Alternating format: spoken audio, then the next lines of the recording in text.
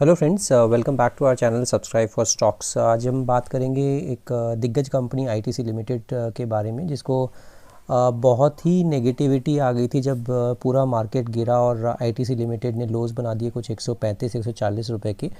And उसके बाद जो इसने बाउंस बैक दिखाया है बहुत ही स्लो एंड स्टीडी है। एज़ यू नो, लाइक पूरा मार्केट बहुत वी शेप रिकवरी दिखाई है, बट एफएमसीजी बास्केट में अगर आप रिकवरी देखेंगे तो थोड़ी सी स्लो एंड स्टीडी रही है। But at the same time अगर आप आईटीसी के शेयर को देखते हैं, 150 से रिकवर करके अभी 216 रुपये पे आज की तारीख में ये खड़ा हुआ है। तो वो भी हम बात करेंगे डिटेल में कि क्या हुआ, इसकी पूरे चार्ट पैटर्न के बारे में समझेंगे, कहाँ से इसने रिकवरी शो की। बट थोड़ा सा मैं इसको आपको डिटेल या फंडामेंटल्स टच अपॉन कर लेता हूँ। बट अगर आपको पूरा डिटेल हिस्ट्री और सब कुछ जानना है तो आप मेरी एक वीडियो देख सकते हैं, जिसमें मैंने पूरा डिटेल्ड में आईटीसी के बारे में बताया था, इसके डिविडेंड हिस्ट्री के बारे में बताया था कि किस तरह की डिविडेंड हिस्ट्री रही है और किस तरह से पैसा मल्टीप्लायर रहा है ये आईटीसी का स्टॉक। आज हम उन चीज़ों पे बात नहीं कर रहे हैं बिकॉज वो बहुत डिटेल में मैंने एक वीडियो बनाई है, उसको मैं आई बटन में दिखा दूंगा और आप वहाँ पे देख सकते हैं कि किस तरह की हिस्ट्री रही है कंपनी की। अब आज हम बात करते हैं थोड़ा फाइनेंशियल के बारे में। 2,66,000 करोड़ का इसका पूरा मार्केट कैप है। प्राइस अर्निंग रेशियो भी देखेंगे तो 19.4 पे खड़ी है। अगर शेयर प्राइस देखते हैं 216 पे बंद हुआ है। मार्केट शेयर अगर आप देखेंगे, सिगरेट का मार्केट शेयर 84.3% मार्केट शेयर सिर्फ और सिर्फ आईटीसी के पास है। तो बहुत ही इस पर्टिकुलर इंडस्ट्री की लीडर है अनडाउटेडली। टोबैको एक्सपोर्ट्स अगर देखते हैं उसका मार्केट शेयर 43% है।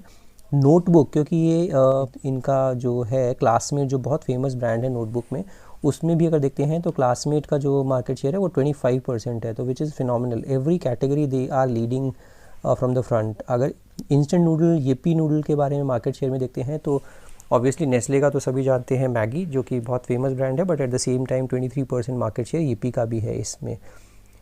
इसी तरह से रेवेन्यू मिक्स देखते हैं तो पेपर का जो बिज़नेस है इनका वो कुछ 9% कंट्रीब्यूट करता है। अगर हम बात करते हैं एग्री बिजनेस में तो 12% कंट्रीब्यूट करता है। होटल्स का बिज़नेस बहुत छोटा है। आईटीसी होटल्स, इनके पास काफ़ी अच्छी अच्छी प्रॉपर्टीज़ हैं, बट अभी 4% रेवेन्यू इनका होटल से कंट्रीब्यूट करता है। और एफएमसीजी इनका मेन बिजनेस है। 72% मार्केट शेयर एफएमसीजी से आता है। और FMCG, don't be misleading with FMCG because ये अपना टोबैको का बिजनेस को एफएमसीजी के साथ काउंट करते हैं। तो 72% put together FMCG plus tobacco, ये इस तरह से 72% आता है। लोकेशन वाइज अगर ब्रेकअप देखते हैं तो इंडिया में 86% का बिजनेस है इनका, और रेस्ट ऑफ द वर्ल्ड में 14% का बिजनेस आता है इनके पास। प्रोडक्ट ब्रेकअप अगर देखते हैं एफएमसीजी का, जैसे मैंने आपको बताया था, सिगरेट्स जो है मीन्स आउट ऑफ 72%, जैसे मैंने यहाँ पर 72% दिखाया एफएमसीजी का, उसमें से 65% ओनली एंड ओनली सिगरेट से बिजनेस आता है, and 28% branded packaged food product से आता है, और अदर से थोड़ा बहुत 7% का बिजनेस आता है इसका। तो मेजर कॉन्ट्रीब्यूटर सिगरेट्स है and then branded packaged food products हैं। प्रोडक्ट ब्रेकअप एग्री बिजनेस का देखते हैं तो अनमैन्युफैक्चर्ड टोबैको जो है वो 22% कंट्रीब्यूट करता है, और अदर जो है वो 78% कंट्रीब्यूट करता है इसमें पूरे बिज़नेस में। अब हम थोड़ा सा इसका कंपटीशन देखते हैं, और कंपटीशन में आप अगर देखना चाहते हैं टोबैको में, तो टोबैको में आईटीसी जो है वो लीडर है। 2,66,000 करोड़ का मार्केट कैप है। वहीं पर वीएसटी दूसरे नंबर पे आता है और गॉडफ्रे फिलिप्स थर्ड नंबर पे आता है।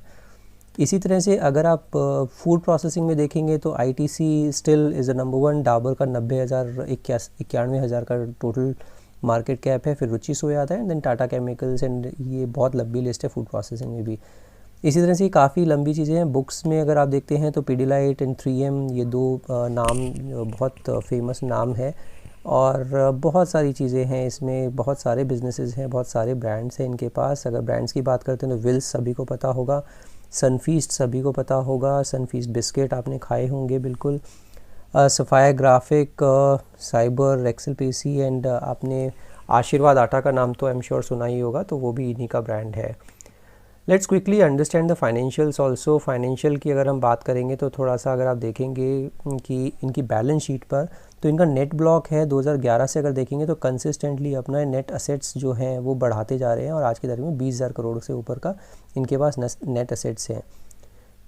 CWIP देखते हैं, cash capital work in progress, तो वो अभी आज की तारीख में कुछ इनका 2780 करोड़ का कैपिटल वर्क इन प्रोग्रेस है। तो आज की तारीख में इतना कैपेक्स ये ऑलरेडी चल रहा है इनका। इसी के अलावा लॉन्ग टर्म इन्वेस्टमेंट्स की बात करते हैं तो 14,000 करोड़ के आसपास का लॉन्ग टर्म इन्वेस्टमेंट्स भी इनके पास पड़े हुए हैं। इन्वेंट्री की बात करते हैं तो इन्वेंट्री जो है इनकी आप देख सकते हैं 8,000 करोड़ की इन्वेंट्री अभी इनके पास पड़ी है।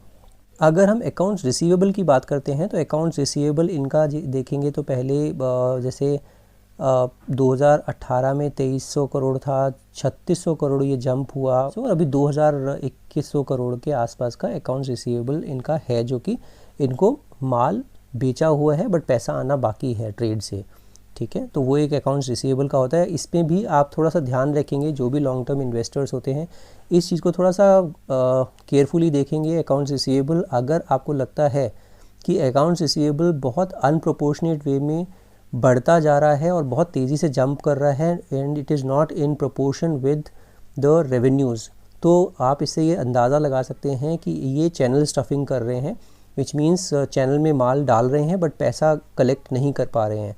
तो ये बहुत एक समझने वाली बात है कि अकाउंट्स रिसीवेबल बहुत प्रोपोर्शनेट वे में ही बढ़ना चाहिए। अनप्रोपोर्शनेट वे में बढ़ रहा है तो it is a red flag for all those investors as well. But ITC इन सब चीज़ों से परे है, बहुत ही फंडामेंटली स्ट्रॉन्ग कंपनी है। शॉर्ट टर्म इन्वेस्टमेंट्स भी इनके 17,000 करोड़ के आसपास हैं। कैश एंड कैश बैलेंसेज अगर देखते हैं तो 6800 करोड़ के आसपास इनके कैश एंड कैश बैलेंसेज भी हैं। अगर आप इनका लाइबिलिटी साइड पे देखते हैं तो करंट लाइबिलिटीज़ में देखेंगे तो अकाउंट्स पेबल जो है, अकाउंट्स पेबल अगर देखेंगे तो आज की तारीख में 3447 करोड़ के खड़े हैं। इसमें भी एक और चीज़ आप ध्यान रखने वाली है, अगर अकाउंट्स पेबल बहुत अनप्रोपोर्शनेट वे में बढ़ रहे हैं as compared to the cost of goods sold, तो ये आप देखने वाली चीज़ है कि आप गुड्स सेल तो कर रहे हैं but at the same time आप उनको अकाउंट्स पेबल जो आपके बढ़ रहे हैं, विच मीन्स आप उनको प्रॉपरली पे नहीं कर पा रहे हैं आपके वेंडर्स को। तो that is another red signal for any company. I am just giving an example because अगर मान लीजिए यहाँ से 3400 करोड़ से अचानक से बढ़ के ये 6000 करोड़ का हो जाए तो this is a red signal for any company, जबकि यहाँ पे एकदम सही प्रोपोर्शनेट वे में चीज़ें चल रही हैं। प्रॉफिट एंड लॉस की बात करते हैं तो सेल्स जैसे आप देख सकते हैं मार्च में 45,620 करोड़ का सेल्स किया था और उसमें अगर आप देखेंगे तो 44,000 करोड़ के 45,000 करोड़ के आसपास 2019 में किया था, 40,000 करोड़ के आसपास 2018 में, 17 में। तो बहुत अगर आप देखेंगे बहुत ज़्यादा ग्रोथ नहीं दिख रही है। 45,000 करोड़ का इन्होंने मार्च 2019 में भी किया था और 2020 में भी 45,620 करोड़ का किया था इन्होंने सेल्स। अगर हम बाकी चीज़ों की बात करते हैं तो इनका जो मेन कॉस्ट है वो है raw material cost and second biggest contribution in terms of expenses is their employee cost.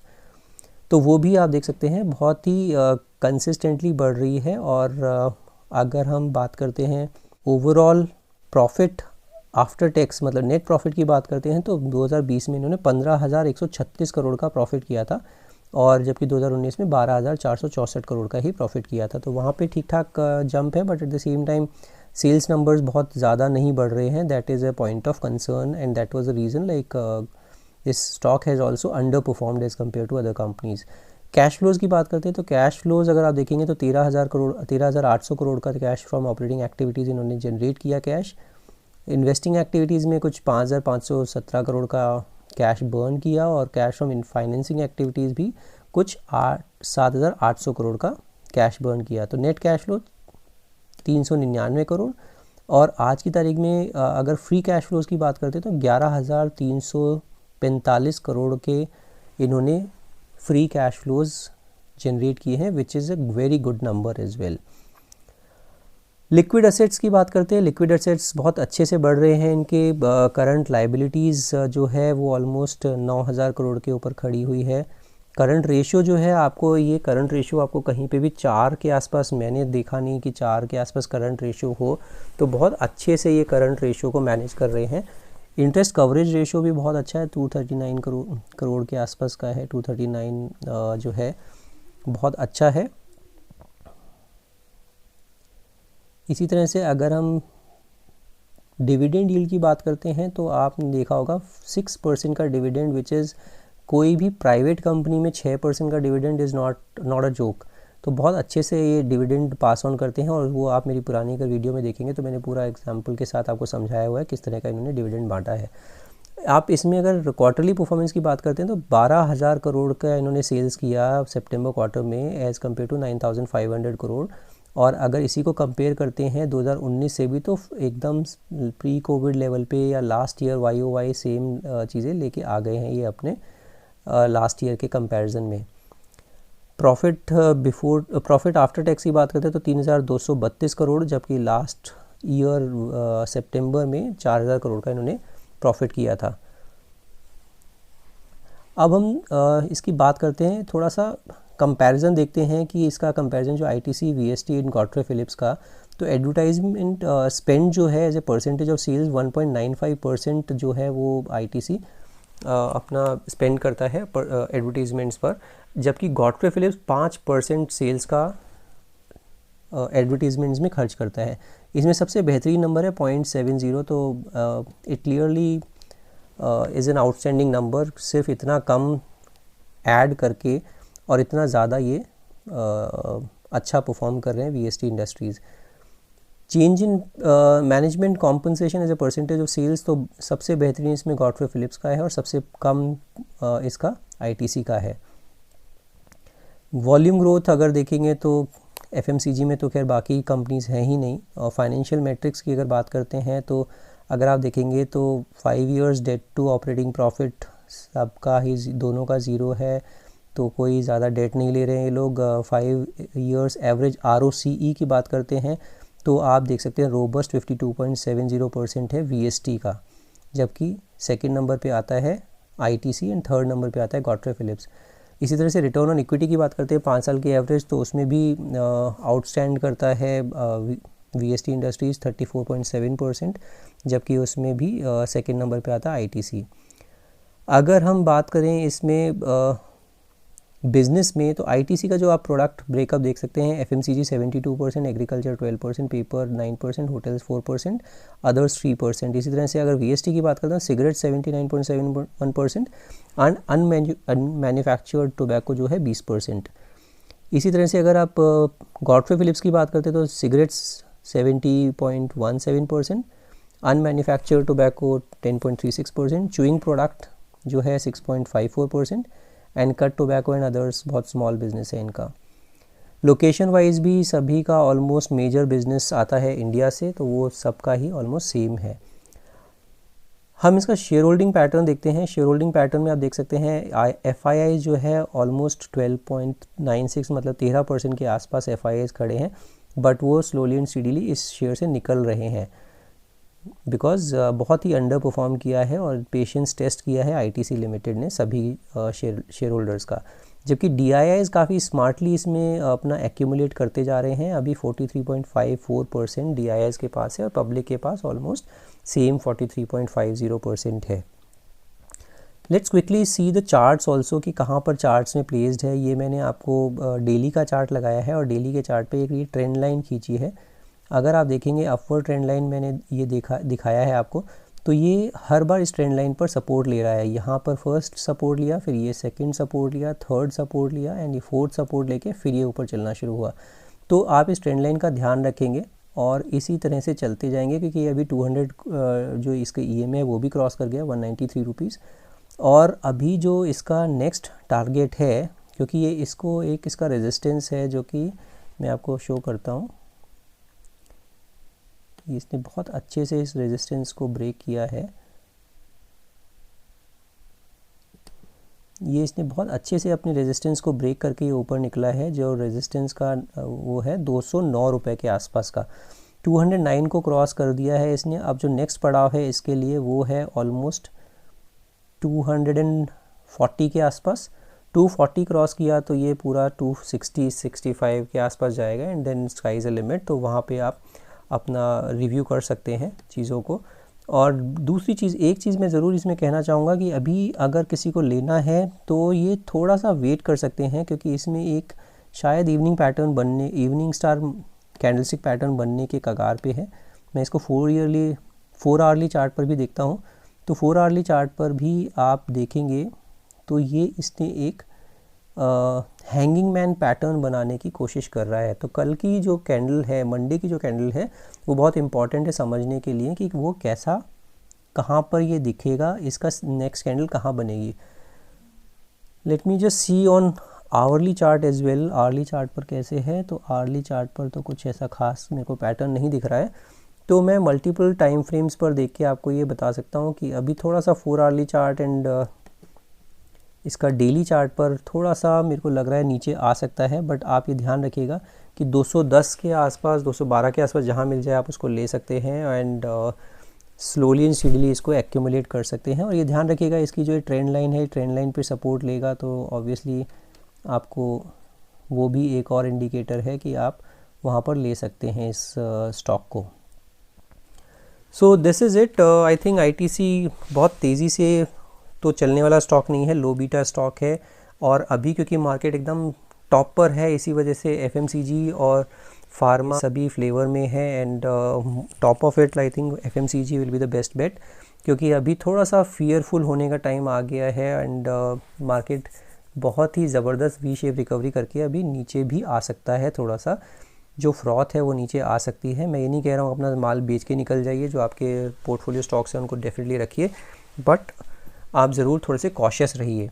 और इसीलिए मैंने आपको लास्ट भी डाबर का एक चार्ट बताया था अपने ट्विटर और अपने टेलीग्राम चैनल पर, और डाबर ने बहुत एक अच्छा पैटर्न बनाया हुआ है, वहाँ पर भी आप उसको डाबर को भी ले सकते हैं। और उसके बाद बहुत अच्छे से चला था डाबर 2 दिन पहले ही, थर्सडे को।